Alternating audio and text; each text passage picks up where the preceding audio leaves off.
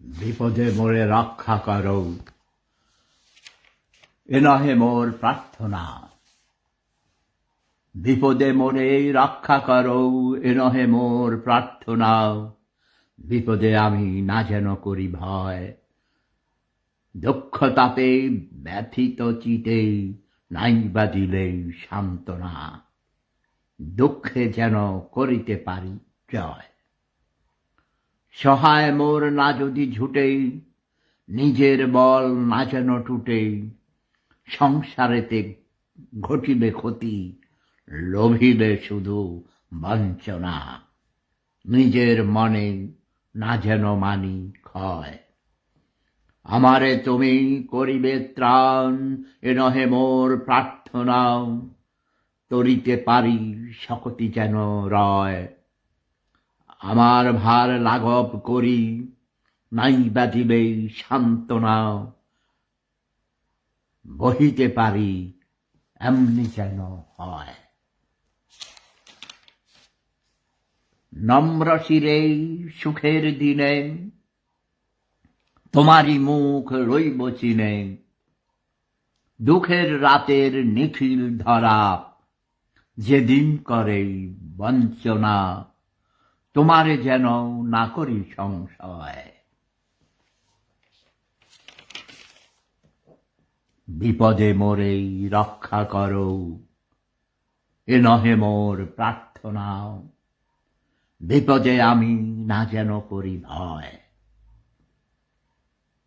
দুঃখ তাপে ব্যথিত চিতে নাই বা দিবে সান্ত্বনা। দুঃখে যেন করিতে পারি জয়। সহায় মোর না যদি ছুটে, নিজের বল না যেন টুটে। সংসারেতে ঘটিবে ক্ষতি, লোভিলে শুধু বঞ্চনা। নিজের মনে না যেন মানি ক্ষয়। আমারে তুমি করিবে ত্রাণ, এ নহে মোর প্রার্থনা। তরিতে পারি শকতি যেন রয়। আমার ভার লাঘব করি, নাই বা দিবে সান্ত্বনা। বহিতে পারি এমনি যেন হয়। নম্র শিরে সুখের দিনে, তোমারই মুখ লইব চিনে। দুঃখের রাতের নিখিল ধরা, যেদিন করে বঞ্চনা। তোমারে যেন না করি সংশয়। অপূর্ব। সেলফ রিলায়েন্ট, স্বনির্ভর, আত্মনির্ভরশীল হতে বলেছে। ইয়াস, কখনো ব্যক্তি হিসাবে, মানুষ হিসাবে, জাতি হিসাবে অন্যের উপর নির্ভরশীল হওয়া মোটেই সঠিক কাজ নয়, সমীচীন নয়, সঠিক নয়, ঠিক নয়। নিজের পায়ে নিজেকে দাঁড়াতে হবে। অন্যের কাছে হাত পাতা, ভিক্ষা করা নয়। তবে এর মধ্যে মূল কারণ হল শোষক শ্রেণী সংখ্যায় তারা কম, শোষিতের সংখ্যা বেশি।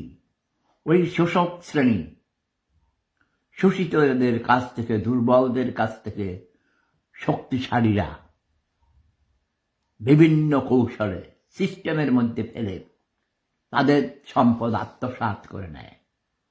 তাই শোষিতদেরকে আজ ঐক্যবদ্ধ হতে হবে।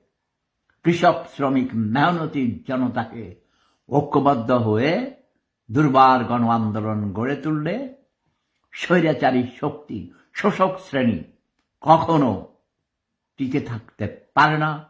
বারবার বাঙালি জাতি সেটা প্রমাণ করেছে। যারা পাহাড় প্রমাণ সম্পদ গড়ে তুলেছে, তাদেরকে আমরা কখনো তাদের সেই সম্পদ ভোগ করতে দেব না। তাদের সম্পদ আমরা কেড়ে নেব। এটার নাম হলো বিপ্লব। সামাজিক বিপ্লব গড়ে তুলতে হবে। মানুষকে সুশিক্ষিত করে তুলতে হবে, সশিক্ষিত করে তুলতে হবে। এই যে আমার প্রিয় সুচিপাড়া, যে এই সুচিপাড়া হাই স্কুলে আমি 6-7 পড়েছিলাম এবং পরবর্তী সময়ে এসএসসি পরীক্ষাও দিয়েছি সুচিপাড়া হাই স্কুল থেকে। রাকিব হোসেন নাইম লিখেছেন, সুচিপাড়া থেকে বলছি দাদা, ঈদ মোবারক, ঈদ মোবারক আমার প্রাণের সুচিপাড়া। যেই সুচিপাড়া হাই স্কুলে হেঁটে হেঁটে স্কুলে যেতাম, ধামরার খাল পার হয়ে সাঁতার কেটে পার হতাম।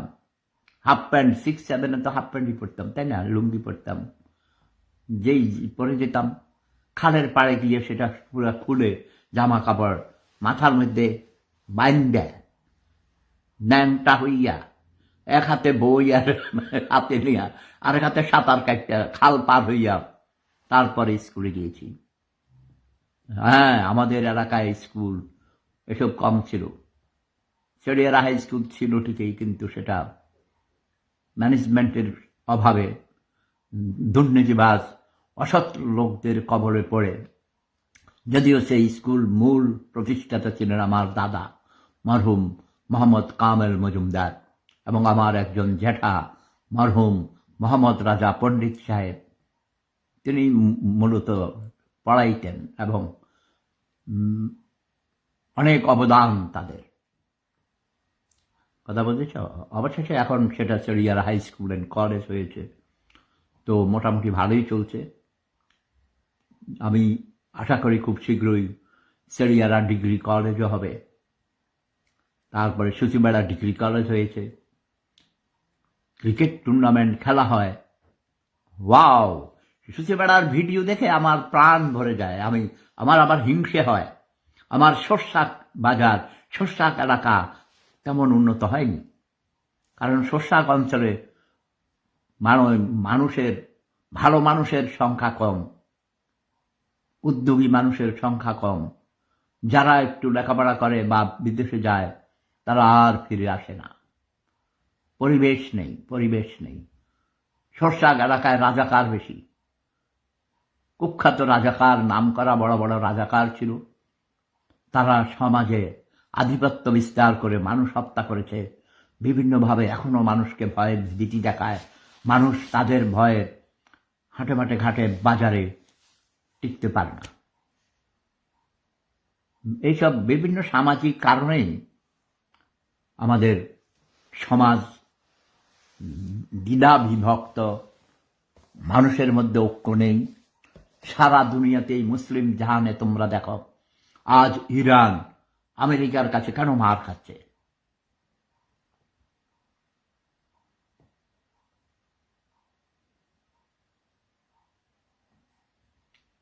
রাকিব হোসেন লিখেছেন, রাকিব হোসেন নাইম রাকিব হোসেন নাইম লিখেছেন, দাদা কালকে সুচিপাড়া মাঠে একটা ফুটবল খেলা আছে, সবাইকে একটু শুভেচ্ছা দিয়ে দেন। হ্যাঁ, এটা আমার মনে হয় ঈদ পুনর্মিলনী, ঈদের পর একটা ফুটবল খেলার আয়োজন করা হয়েছে সুচিপাড়া হাই স্কুল মাঠেই তো না? হ্যাঁ, তাই হবে, কারণ ওই মাঠে আমি মাটি কেটেছি 6-7 পড়ার সময়। ইয়াস, আমরা 3 ভাই পড়তাম। আমার স্নেহের ছোট ভাই ফয়েজ আহমেদ মজুমদার ও ইংল্যান্ডে গত বছর 18 এপ্রিল এই চোখের নিমিষে এসে যাচ্ছে, চোখের পলকে 1 বছর পূর্ণ হবে আগামী মাসের 18 তারিখে সে মারা গেছে। তারপর আমার ইমিডিয়েট বড় ভাই নুরুল ইসলাম মজুমদার, তিনিও সুচিপাড়া হাই স্কুলে পড়তেন, তিনিও মারা গেছেন। আমি মাঝখানে এখনো জীবিত আছি। আমার একদম বড় ভাই শামসুল হুদা মজুমদার 87 বছর বয়সে মারা গেছেন। উনি আমাদের সুচিপাড়া হাই স্কুলে নিয়ে ভর্তি করাইছে। যাই হোক, গ্রামের জীবন অনেক কঠিন, তখন আরো বেশি কঠিন ছিল। রাস্তাঘাট ছিল না, এখন পাকা রাস্তা হয়েছে। আমাদের বাড়ির ছেলে মেয়েরাও সুচিপাড়া কলেজে লেখাপড়া করে। সেলিয়ারা হাই স্কুল থেকে এসএসসি পাস করে সচিবেড়া ডিগ্রি কলেজে পড়তে যেত। এখন সেলিয়ারা কলেজে ইন্টারমিডিয়েট পাস করে সচিবেড়া ডিগ্রি কলেজে যায়, তাই না? অনেকে Comilla Victoria college, Chandpur college, Dhaka, Chittagong, এমনকি বিদেশে চলে গেছে। সেলিয়ারা হাই স্কুলের ছাত্র হার্ভার্ড ইউনিভার্সিটিতে পড়ায়, শুনে খুব খুশি হয়েছি। আমার ছাত্র ছিল। তারপরে অক্সফোর্ডে, ক্যামব্রিজে পড়ায়। এগুলো শুনলে খুব খুশি হয়ে যাবে। যদি কেউ বলে আমার 10টা বাড়ি হয়েছে ঢাকা গুলশান বনানী বাড়িধারায়, কিঞ্চিত খুশি হই। যদি কেউ বলে আমার পরিবারের 2জন ডক্টরেট করেছে, কেউ ইউনিভার্সিটির প্রফেসর, কেউ সচিব হয়েছেন, জেনারেল হয়েছেন, তখন আমি খুব খুশি হই। শিল্পপতি হয়েছেন, তাই না? রাকিব হোসেন নাইম আমাদের সূচিপাড়া এলাকায় দৈকামতার, হ্যাঁ, ওইদিকে 2জন হয়েছে না, সচিব, স্বামী স্ত্রী। ওটা লাকান্তায় মনে হয়, সূচিপাড়া স্কুলের ছাত্র। সচিব কিন্তু অনেক বড় পদ। একজন সচিব হওয়া অনেক কঠিন, একজন জেনারেল হওয়া অনেক কঠিন। তবে আমাদের এলাকায় কবি সাহিত্যিক নেই, তাই না? কবি সাহিত্যিক, সাংবাদিক, বুদ্ধিজীবী, ভালো আন্তর্জাতিক খ্যাতি সম্পন্ন ব্যক্তি নেই বললেই চলে। শুধু তোমরা নিজেরা বলবা না রাকিব, সেফুদা আছেন, সবেধন নীলমণি, অবশ্যই জন্ম নিয়েছি পৃথিবী কাঁপিয়ে দেওয়ার জন্য, কাঁপিয়ে দিলাম। জন্ম নিয়েছি প্রতিষ্ঠিত মিথ্যাকে উৎপাটন করে সত্য প্রতিষ্ঠার জন্য, সত্য প্রতিষ্ঠার লড়াইয়ে ব্রত হলাম। যাবার আগে শুধু একটাই অনুরোধ করব, কেউ কখনো মিথ্যা কথা বলবে না। মিথ্যা হলো পাপের মা। একটা মিথ্যা থেকে 1000টা মিথ্যা জন্ম নেয়, একটা মিথ্যা থেকে 1000টা পাপ জন্ম নেয়। এই পৃথিবীতে যদি মিথ্যা কেউ না বলতো, তাহলে এই পৃথিবীতে কোনো পাপ হতো না, এই পৃথিবী স্বর্গে পরিণত হয়ে যেত। আসুন আমরা সবাই সবাইকে ভালোবাসি, বুকে জড়িয়ে নিই, বলি আমি তোমাকে ভালোবাসি। I love you. Love is power, love is power, love is peace, love is happiness, love is life, love never dies. দেশের অবস্থা কেমন? অনেক মারা গেছে। আমার আজকেও খবর পেলাম, আমার পরিচিত মহলে একজন মেজর সাহেব স্ত্রী পুত্র নিয়ে যাচ্ছিলেন গাড়িতে করে ঈদ করার জন্যে। তিনি কোনো একটা কোম্পানির ডিরেক্টর ছিলেন, ডেভেলপার কোম্পানির। সেখানে তিনি গাড়ি, ট্রাক চাপা দিয়ে একদম সিরিয়াসলি ইনজিউর্ড করেছেন। যেহেতু আর্মির অফিসার, মেজর, তাদের সবাইকে আহত অবস্থায় ঢাকার সিএমএইচ হাসপাতালে ভর্তি করানো হয়েছিল। ভদ্রলোকের স্ত্রী আজ সকালে মনে হয় মারা গেছেন, সকালেই মনে হয়। এবং দুপুরের দিকে একজন বড় ব্যবসায়ী, যার কোম্পানির উনি ডাইরেক্টর ছিলেন, সেই মেজর সাহেব, তার স্ত্রী মারা গেছেন। তাকে দাফন করতে নিয়ে যাচ্ছিল। মেজর সাহেব এবং তার ছেলে এখনো হাসপাতালে ভীষণ সংখ্যাজনক অবস্থায় আছে। সবাই তাদের জন্য দোয়া করবেন। ঈদ করতে যাওয়ার পথে অ্যাক্সিডেন্ট করে আনন্দ করতে গিয়ে প্রাণ দিল। এমন অনেক অ্যাক্সিডেন্ট ঘটে। এবার শুনেছি যানজট, ট্রেন দুর্ঘটনা, অনেক ঘটনা ঘটেছে। ঢাকা থেকে দিনাজপুর যেতে নাকি 17-18 ঘন্টা লেগেছে। এটা ঠিক, এটা মিসম্যানেজমেন্ট। এই মিসম্যানেজমেন্টের জন্য অনেক প্রাণ যাচ্ছে।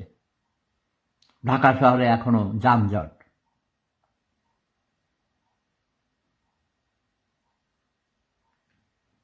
রাকিব হোসেন নাইম লিখেছেন, দাদা যাওয়ার আগে 1 নম্বর ওয়ার্ড এবং 3 নম্বর ওয়ার্ডের জন্য শুভেচ্ছা দিয়ে দিন। হ্যাঁ, দিয়ে দিলাম। সূচিপাড়া ইউনিয়ন, উত্তর সূচিপাড়া 13 নম্বর উত্তর সূচিপাড়া ইউনিয়নের 1 নম্বর ওয়ার্ড এবং 3 নম্বর ওয়ার্ডের পক্ষ থেকে আপনাদের সবাইকে শুভেচ্ছা জানিয়েছেন রাকিব হোসেন নাইম। আমি চাই তোমরা সূচিপাড়া এবং শোরশাকের মধ্যে, চেরিয়ারার মধ্যে কম্পিটিশন দিবে। ওকে, সূচিপাড়া ডিগ্রি কলেজ এবং চেরিয়ারা হাই স্কুল অ্যান্ড কলেজের মধ্যে প্রতিযোগিতা হবে। এবং আমি চাই সূচিপাড়া থেকে শোরশাক এলাকায়, চেরিয়ারা গ্রামে ব্রিটিশ আমল থেকে অনেক উচ্চশিক্ষিত ছিল। আমি প্রতিযোগিতা দেখতে চাই যে ধামরার খালের পশ্চিম পাড়ে কতজন শিক্ষিত আর পূর্ব পাড়ে কতজন শিক্ষিত, শিক্ষার হার। ওকে, এটা আমার মনে হয় আমাদের খালের পশ্চিম পাড়েই উচ্চশিক্ষার হার এখনো বেশি। ঠিক বলেছি রাকিব? তবে প্রবাসীর সংখ্যা আমাদের চেরিয়ারা গ্রামে সবচেয়ে বেশি। আমাদের গ্রামে মজুমদার ফ্যামিলিতে 200 জনের উপর তো শুধু ইংল্যান্ডেই থাকে। এটা তোমরা জানো না, তাই না? এগুলো বলেনি, আমরা ছোটবেলা থেকে বলতাম না, কারণ চোর ডাকাইতের ভয়, বুঝো না? চোর ডাকাইত বেশি। আমাদের ডাকাতিয়া দক্ষিণ পাড়ে অনেক বড় বড় ডাকাত ছিল। তোমাদের পাথুরেরই তো নাম করা ডাকাত, ওরে বাবা রে, সেই ডাকাতের নাতি এখন কয়েক বছর থেকে অনেকবার, 3বার না 4বার ইউনিয়ন পরিষদের চেয়ারম্যান হয়েছে। এবারও হয়েছে না? হ্যাঁ, ওটা শীতোষী পশ্চিম ইউনিয়ন মনে হয়, তাই না? যাক, নাম বলি না। তবে ওই ডাকাত কিন্তু আমাকে খুব আদর করতো। আমরা মনে করতাম না সে ডাকাত, তাকে দেখে ভদ্রলোক মনে হইতো। তার ছেলে চাকরি করতো, আমাদের সাথে পড়তো, সেনাবাহিনীতে চাকরি করেছে, যে চেয়ারম্যানের বাবা। একজন আমার সাথে অ্যাড হতে চান, সাইদুল হাফেজ রিফাত। দেখি যাওয়ার আগে যদি সে ঢুকতে পারে।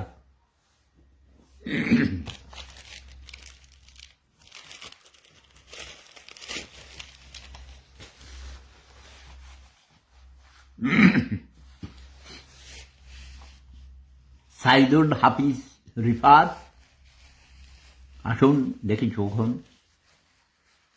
রাকিব হোসেন নাইম লিখেছেন, আমার নানুর বাসা বড়ুয়া ভূঁইয়াবাড়ি, ওনারা চলে গেছে শোরশাক মজুমদার বাড়িতে স্যার।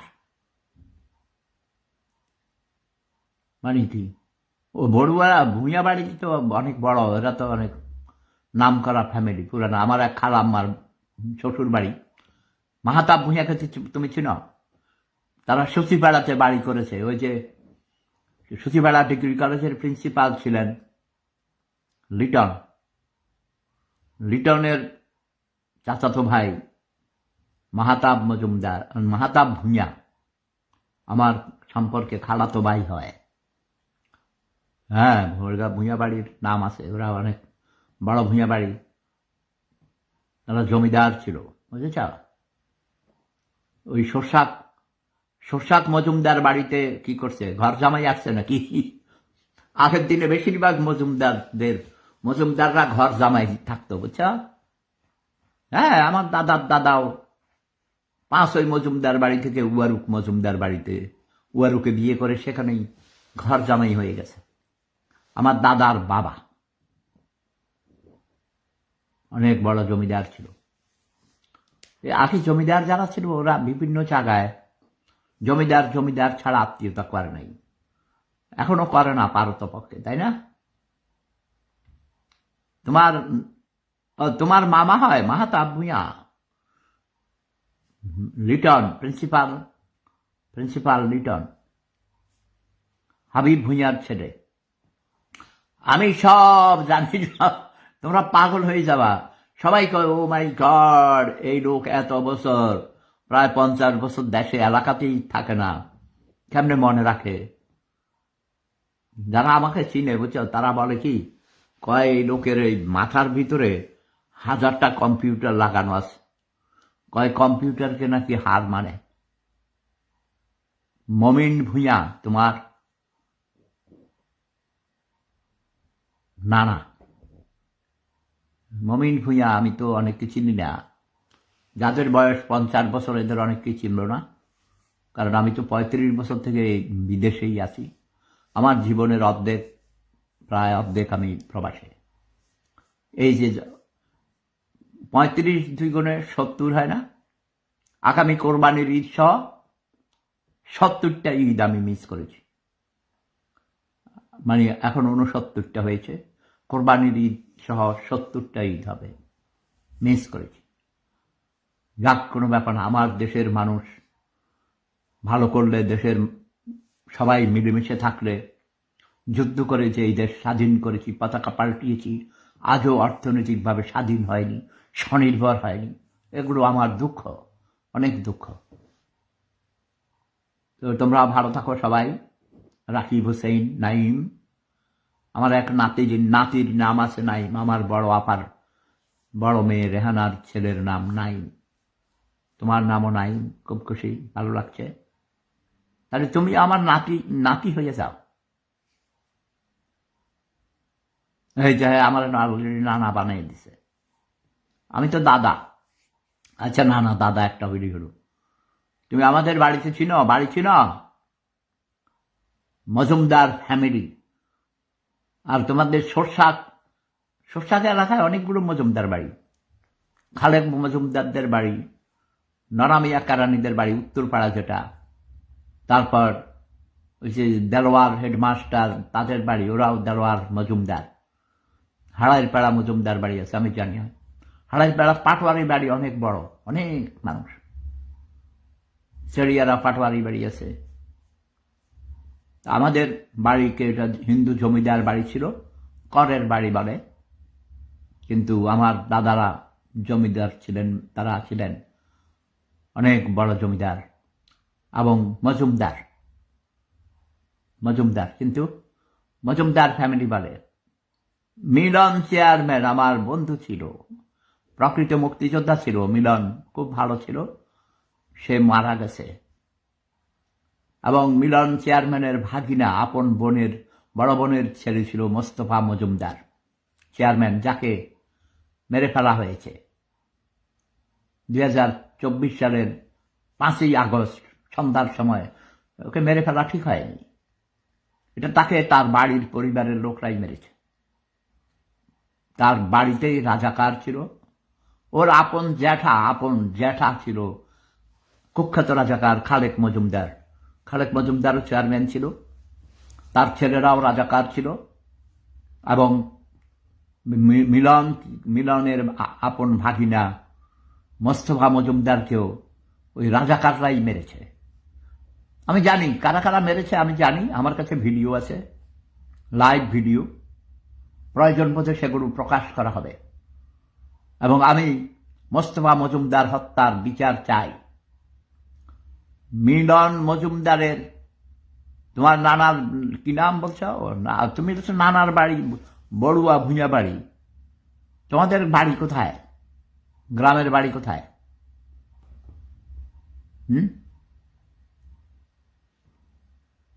নানা, আজকে থেকে আমি আপনার নাম্বারটা দেন। না, হোয়াটসঅ্যাপ নাম্বার না, আমার হোয়াটসঅ্যাপ ব্যান করে দিয়েছে, ব্লক করে দিয়েছে হোয়াটসঅ্যাপ অথরিটি। হোয়াটসঅ্যাপ নাম্বার দেওয়ার দরকার নেই। মাঝে মধ্যে এখানে তোমার সাথে যোগাযোগ হবে। লেখাপড়া করো, ভালো করে লেখাপড়া করো।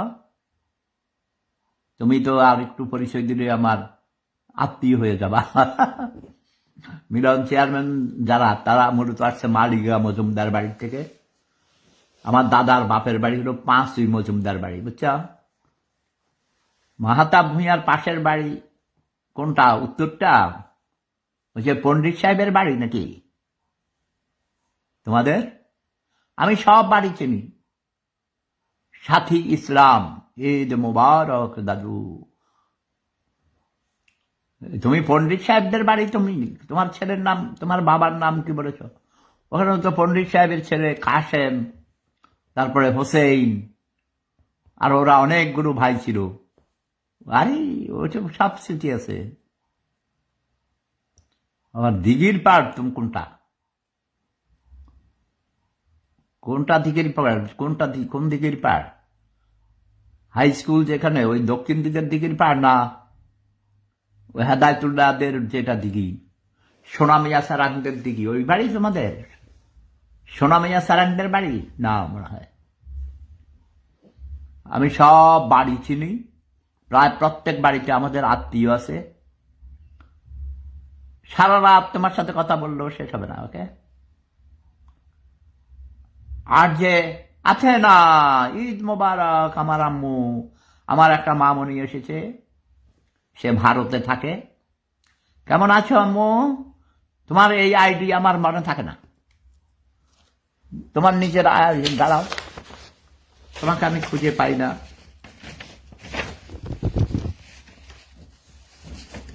আর যে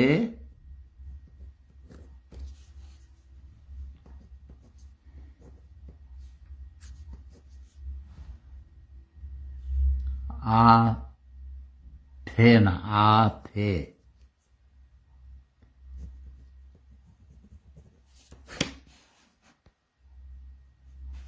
ওকে, নির্ঝর, এই দাঁড়াও, আমার আম্মু একটা আসছে, আমার আম্মু নির্ঝর।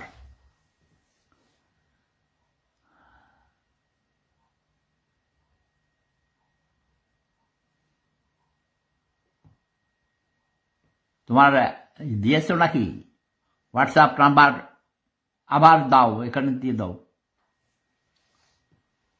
আচ্ছা, তুমি ঈদ করতে যাওনি তোমার আব্বা আম্মার সাথে?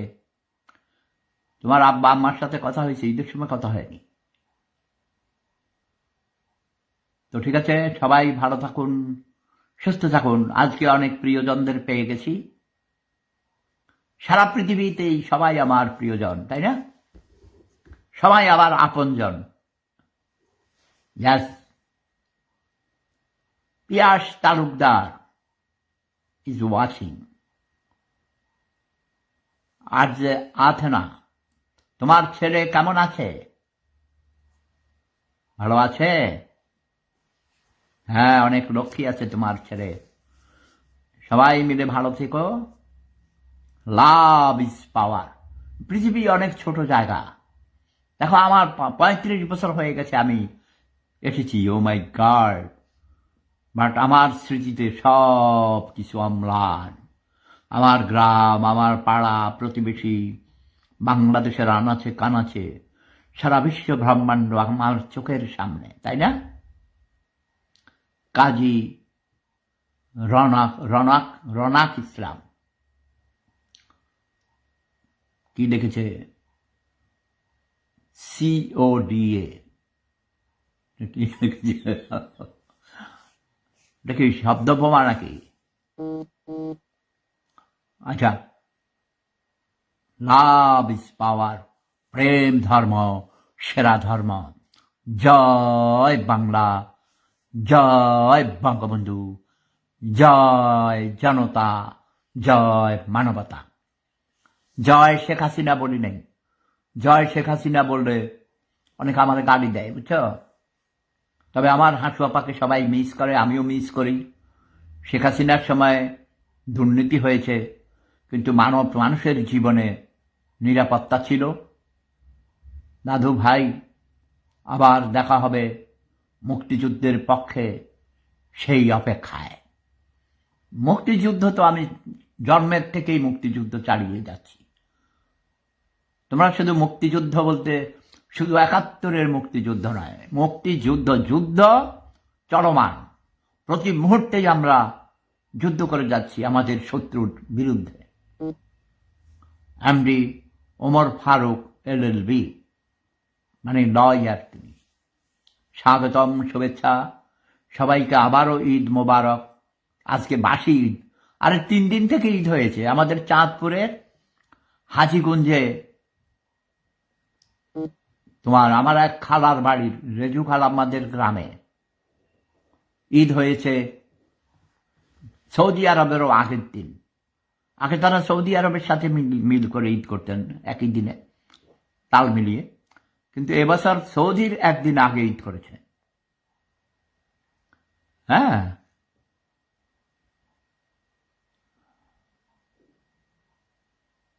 তারপরে সৌদি আরবে হলো, গতকালকে বাংলাদেশে হলো। সৌদি আরবের দিন সারা পৃথিবীতে হয়েছে, ইউরোপ, আমেরিকা, অস্ট্রেলিয়া, কানাডা সহ। অস্ট্রেলিয়াতেও কালকে আরেক গ্রুপ করেছে অন্য প্রভিন্সে। এইরকম হয়। তবে আমি দোয়া করি মুসলমানরা যে এমন একদিন আসবে যখন একই দিনে সারা পৃথিবীতে ঈদ করতে পারে। হতে পারে রাত, সকাল, দিন এরকম হবে, ঠিক না? কিন্তু আমাদের মুসলমানদের হলো ইসলামিক নিয়মে চান্দ্র মাস, মানে চাঁদ দেখে দেখে তারিখ ঠিক করে। এই জন্য আমি দেখেছি ঈদ কখনো বর্ষাকালে নৌকায় করে আমরা গরু কোরবানি দিতে যেতাম, মাংস কেটে জবাই করে নিয়ে আসতো নৌকায়, কখনো হেঁটে, কখনো এই যেমন রোজার 10 তারিখ আমার মায়ের মৃত্যু দিবস পালন করি আমরা। আমার মা মারা গেছে বর্ষাকালে, অক্টোবর মাস ছিল। কিন্তু এই বছর 10ই রমজান মানে গেল কবে? ফেব্রুয়ারি মাসে, তাই না? নাকি মার্চ মাসে?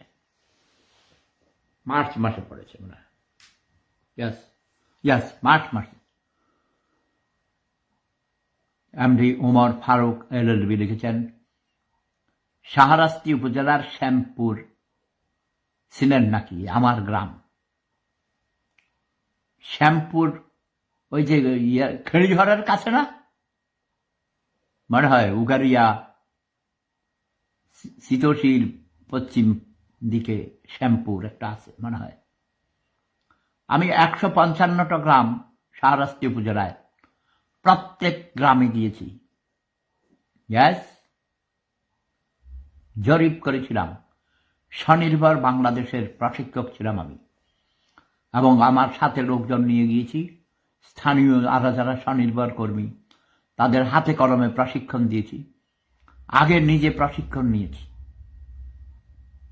নিজে না শিখলে অন্যদেরকে শেখানো যায় না, তাই না? নিজেকে শিখতে হবে, তাহলে অন্যদের শেখানো যাবে। নিজে যদি আমল না করে অন্যদেরকে বলা যাবে না। যেন আমি ধূমপান ছেড়ে দিয়ে আমি পৃথিবীর কোটি কোটি মানুষকে বলেছি ধূমপান বিষ পান, ধূমপান ছেড়ে দাও, তখন মানুষ আমার কথা শুনেছে।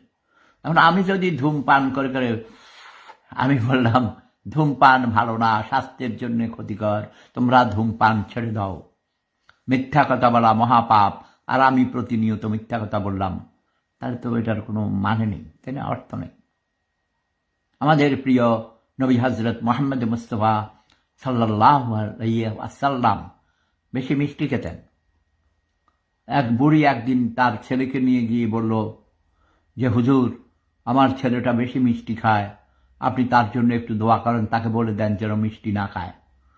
তো হুজুর বলেছেন, হে মা, তোমার ছেলেটাকে নিয়ে তুমি 1 সপ্তাহ পরে বা 2 সপ্তাহ পরে আসিও। তো পরে ওই ছেলেকে নিয়ে গেল, যাওয়ার পরে বলল, এই ছেলে তুমি মিষ্টি খাইও না।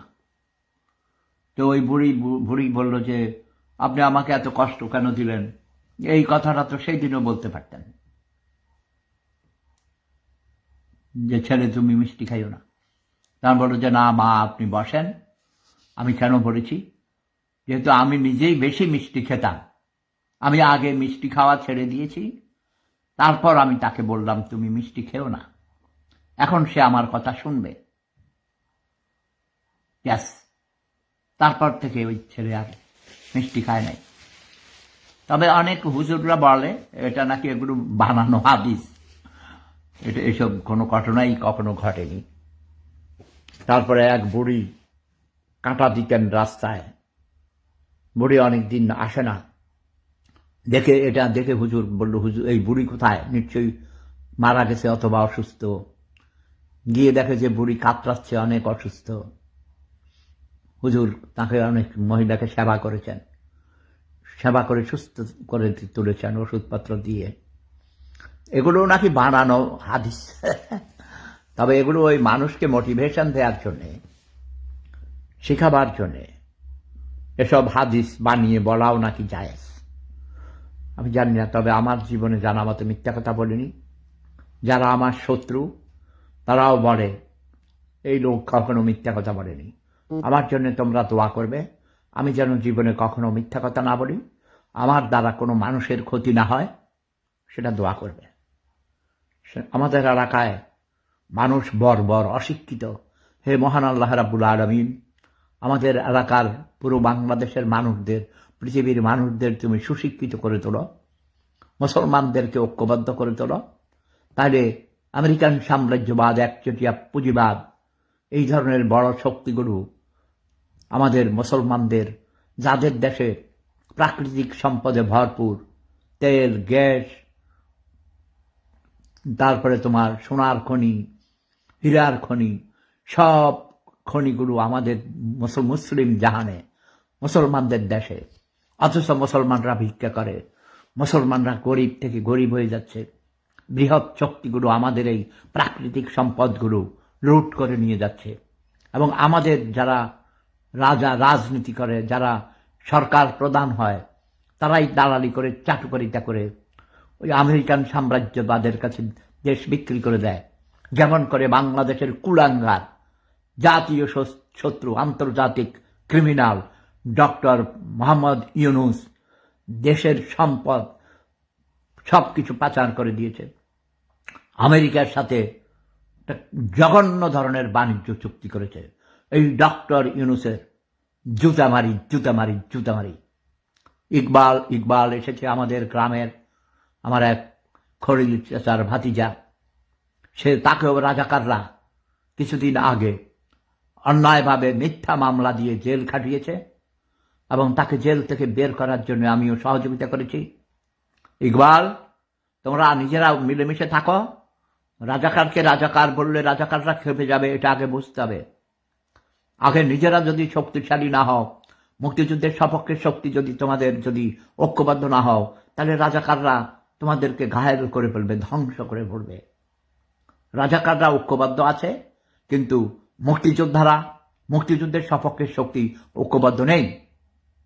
এবার আমার চেরিয়ারা গ্রাম থেকে কোনো একটা লোক, আমার পরিবার থেকেও যারা বাড়িতে থাকে, আমাকে ঈদ মোবারক লিখে পাঠায় নাই। আমি ঈদ মোবারক লিখেছি, কেউ জবাবও দেয় নাই। আমি ধিক্কার জানাই। বিশেষ করে আমার পরিবারে মজুমদার ফ্যামিলিতে যারা আছে, সেইখানে কোনো এই বাড়িতে, করের বাড়িতে একটাও মানুষ থাকে না, সব পশু জানোয়ার থাকে। তাদের আমি দোয়া করি, মহান আল্লাহ রাব্বুল আলামিন তুমি তাদের হেদায়েত করো। ইকবাল, এই কথাগুলো বলবে, ওকে? আমার গ্রামের মানুষদের আমার সালাম দিবা, ঈদের শুভেচ্ছা দিবে, সবাইকে আমার জন্য দোয়া করতে বলবে। Love is power. জয় বাংলা, জয় বঙ্গবন্ধু, জয় জনতা, জয় মানবতা। আমাদের এই বাংলাদেশ তথা সারা বিশ্বের নিপীড়িত, নির্যাতিত, অবহেলিত, অধিকার বঞ্চিত, পিছিয়ে পড়া মানুষগুলো যেন স্বনির্ভর হতে পারে, সেইভাবে কাজ করতে হবে। মহান আল্লাহ রাব্বুল আলামিন বলেছেন, তোমরা চেষ্টা করো হে মানব জাতি, আমি তোমাদের সহযোগিতা করব। ওয়াখির দাওয়ানা আনিল হামদুলিল্লাহি রাব্বিল আলামিন। প্রেম ধর্ম সেরা ধর্ম। ইকবাল লিখেছেন, ভাই ভুল হয়ে গেছে, মাফ করে দিবেন। ধন্যবাদ। ক্ষমাই মহত্বের লক্ষণ।